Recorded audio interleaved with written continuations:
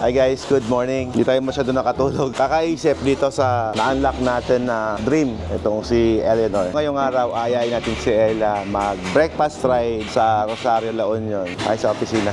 Tatrabaho na agad kami. Ma'am, breakfast ride tayo. Tara na. Ha? Ganyan kayo. Masama bang... Masama... 11 This is years? the new passion, you know?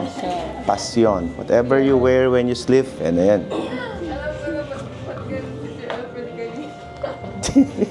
Tumatawa si Jiki kanina ba? Sir, thank you ah. Okay. Ito client natin pala, galing pang Mindanao. Thank you so much, sir. Breakfast muna kayo dun sa Manscaped. Iiwanan muna namin kayo. Sige po, sir. Sige po, thank you. So, good morning everyone. Good morning mga idol. We're having a breakfast at Rosario. Let's gonna try our new car. New car. Kay Alfred. My car, Vin Diesel, si Eleanor. Challenger. Ako naman itong Ford Mustang. Alright, Yan, let's so- go! Sarap.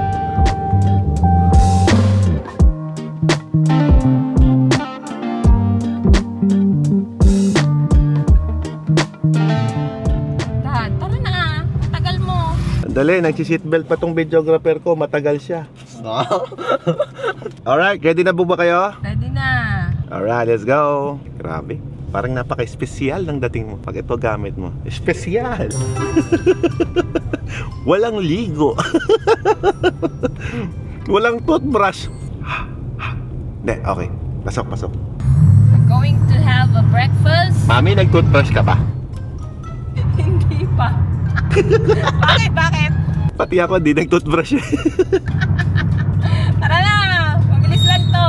Ano ang feeling mo dyan, boss? Okay naman ba? Kamusta nakikita mo? Okay naman. Ang ganda ng nakikita ko sa harap ko. Ako, ang ganda na nakikita ko sa likod ko. Naglolokohan na lang tayong dalawa. Eh, sino pa ba maglolokohan dito? Di tayong dalawa lang din. Dito sa ating bagong kotse, ito ay 3 taon namin pinag-upunan, 3 taong pinaghirapan. Para sa akin, very rewarding dahil sa pinaghirapan eh. Iba yung bagay na pinaghirapan mo. This car is what we call the last call. Ay, bakit tinawag na last call? Kasi nga, wala nang lalabas na ganitong edition. Kasi ito na yung last batch ng muscle car na ganito yung itsura. Kahit na may nagko-comment yung sasakyan doon to is hindi daw maganda yung feature and whatsoever. Para sa akin kasi kapag yung dream mo natupad, wala ka nang pakialam kung hindi maganda yung picture or what. Ito kasi talagang came from Brandon, USA. Since our car is talagang simple. Hindi naman siya parang muscle car na sasabihin mo na talagang napaka high-tech. Hindi, napaka simple niya. Kumaga, kung i-compare mo doon sa Mustang GT 5.0, itong sasakyan to, hindi siya comparable kasi that is V8, technically mas malakas siya with 10 speed eh ito ilan lang to, 5.0 yon yung sa kanya, ito naman ay 3.6, medyo malayo pero sa power para sa akin malakas na rin siya. Tapos ang kagandahan sa kanya, pwede mo siyang i-manual. Sarap nito pag nakatambucho kasi muscle car na muscle car. Fast and the Furious. Pero ito si Eleanor. Should be this is Eleanor kasi Mustang. Pag isi-search mo sa Google ang Eleanor, Mustang ang lumalabas, hindi Dodge.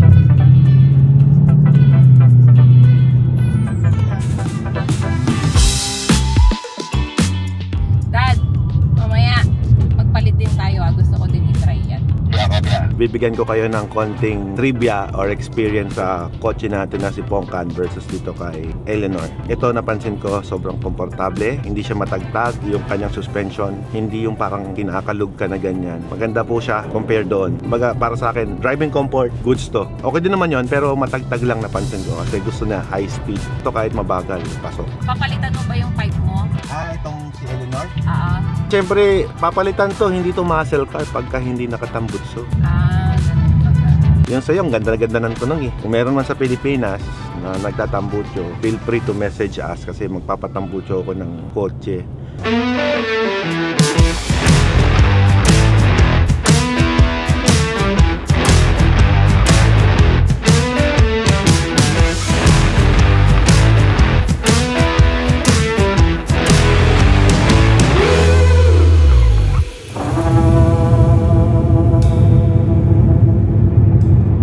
Bigyan mo nga ako ng isang hataw dyan, boss.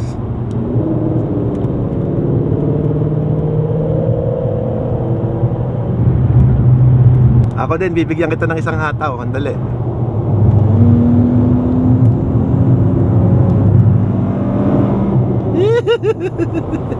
Kilig. Kaya naman pala yung adrenaline ni Vin Diesel dito, iba eh. Di ba? May something eh.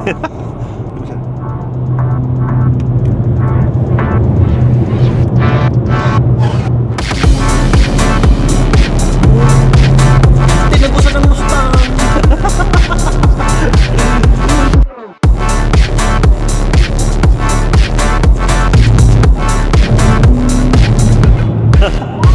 Hala pre, yung T-Flex.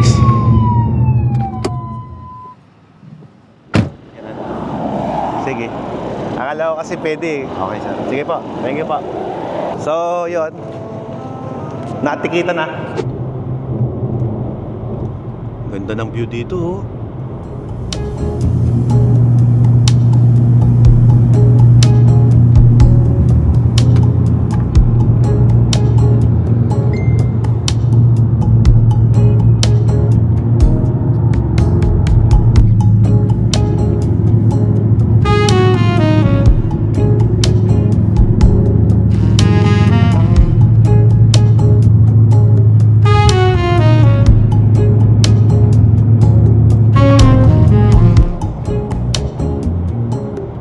Malapit na kami ngayon sa may Rosario, La Union. Yung pakiramdam ko bilang isang driver nitong si Eleanor, parang big bike din yung feel kasi may adrenaline pa rin na mararamdaman mo pag hinataw mo. Pag binigyan mo ng ganito,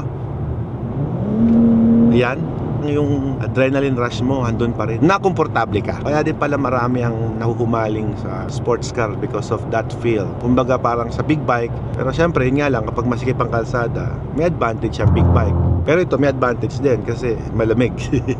Yun ang kagandahan. Palabas ng Rosario, La Union, around 30 minutes away yung biyahe namin. Kahit dito sa toll gate, pwede ka nilang installan kung wala ka pang RFID. Tsaka ang kagandahan sa kanila, mandatory na kailangan ka nilang installan. At siya nga pala, sa mga nagtatanong no, kung bakit platinum ang kinarga ko doon sa RAM Rebel ko, kasi nakita ko yung specification ng RAM Rebel 0W20 dapat ang kinakargang langis doon. Sa Pilipinas walang nagdi-distribute ng ganon. Si Platinum Lubricants lang ang meron yung viscosity na requirement para sa RAM Rebel natin. Kaya yun yung kinarga ko kahapon sa ating sasakyan. Tingnan si Kuya, mami. Ay pre, tingnan si Kuya. Oh, bali-alig.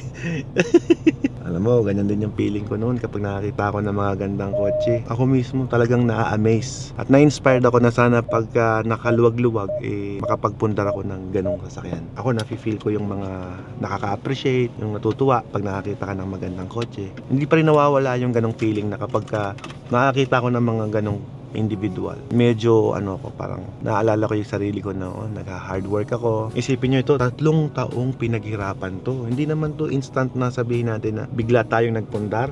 Hindi ganon. 3 taon tong inipon. 3 taong pinaghirapan, dugo at pawis. Kaya talagang thankful din naman ako kasi kahit paano si Mrs. talaga ay very supportive naman pagdating sa mga pangarap natin sa buhay. Tatandaan mo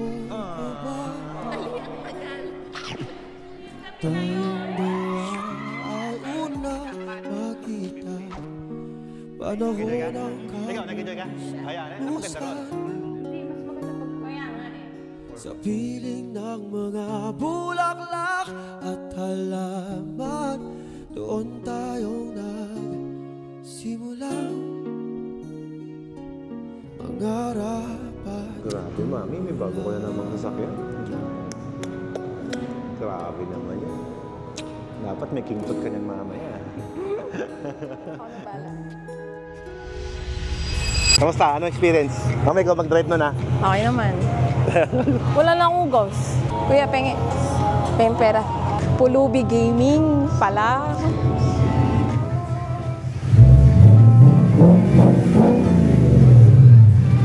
Picture ah. Opo, sige po. Si ma'am. Sige po. Ito na suot ko.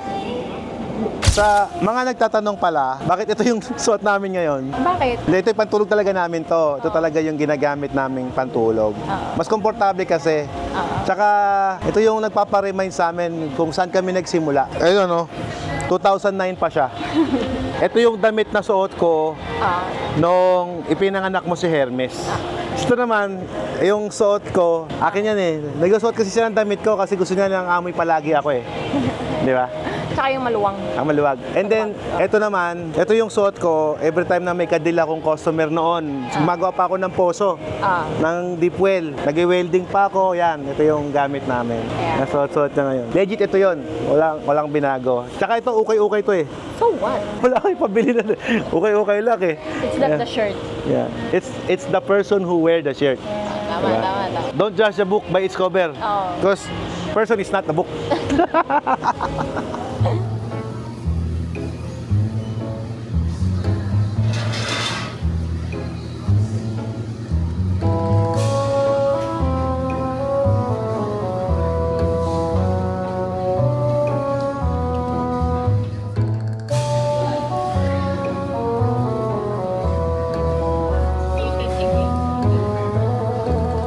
Sa amin kumain ng chicken. Masaya na naman yung aura ko, tinan niyo.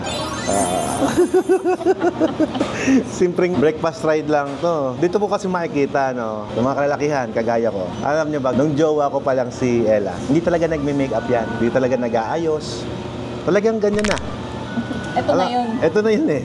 Ito yung tunay na maganda. Hindi naman kailangan mag-ayos yan.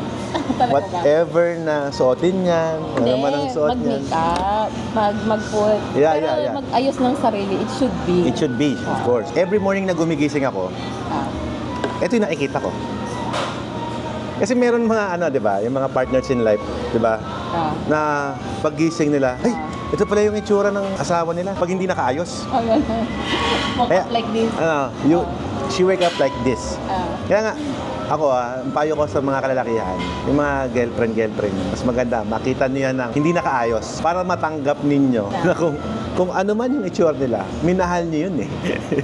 Di ba? It's not the face. Hindi, may mga It's ganun. the attitude. Hindi, let's face it. Hindi naman lahat puro attitude at tinitignan, di ba? Hindi lahat. Kagaya ako, yung totoo niyan, kaya ako nabanggit yan eh, kasi ganito. Si Mustang ang ganda. Sobrang ganda ng loob, ng accessory. Pero itong si Dodge Challenger, maganda yung labas.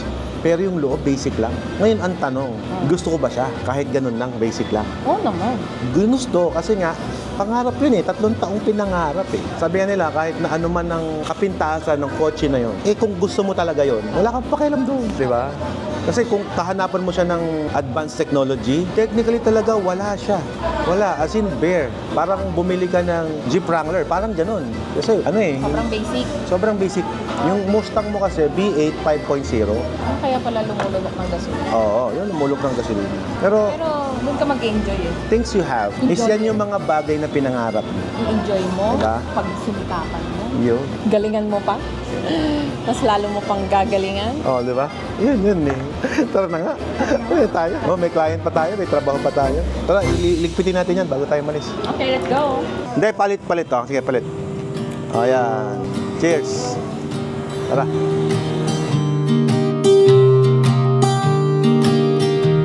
I was never the one to write up a song for just anyone. I was always the one to find myself lost in long conversations. Cause I've always been told that things will unfold if you keep on waiting. But then you came along and proved me all wrong. I was so mistaken. Cause you glue all the pieces back together. Yeah, you take all my wrongs and make them better. Yeah, you're making me wanna try forever. I feel so free, oh my sweet baby.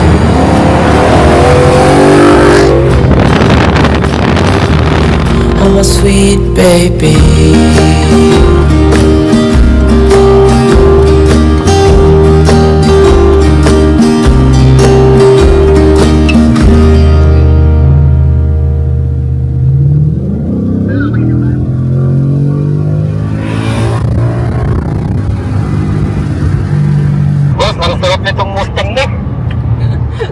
Sabi sa'yo, nagustuhan mo ba? Iba din yan, boy. Yan ang talagang Eleanor. The real Eleanor is Mustang. Yes, tama. And it's Mustang GT 5.0, the real Eleanor. Yan, si Pongkan. Paano yung Eleanor na look alike natin? Yung dala mong Dodge Challenger. Oo nga eh. diretso na tayo ah. Okay.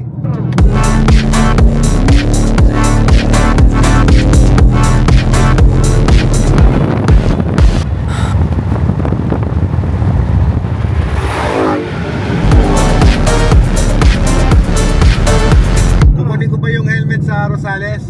Oo, daanan na natin. Pero sa labas na tayo ng bangko mag-park. Okay, kopya. Yung helmet na Alfred Watermax ay dadaan natin sa Spider Rosales. At yun na nga, dito na kami sa SM Rosales. At nandito pinadala yung aking 10 pirasong limited edition na helmet na kung saan ay iuwi natin sa ating bahay.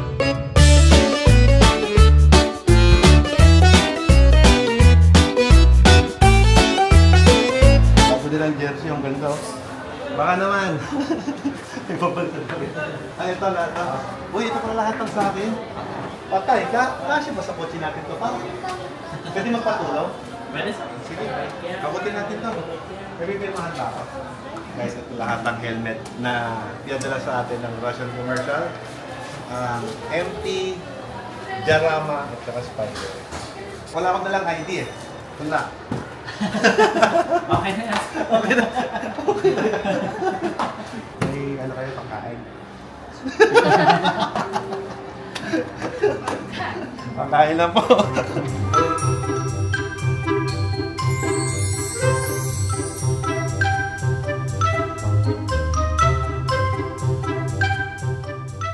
Ano?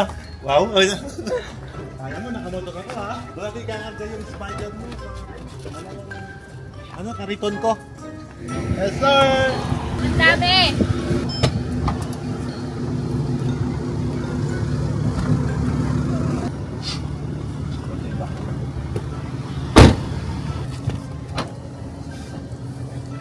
Ayun, pinakasya. Iyan pa.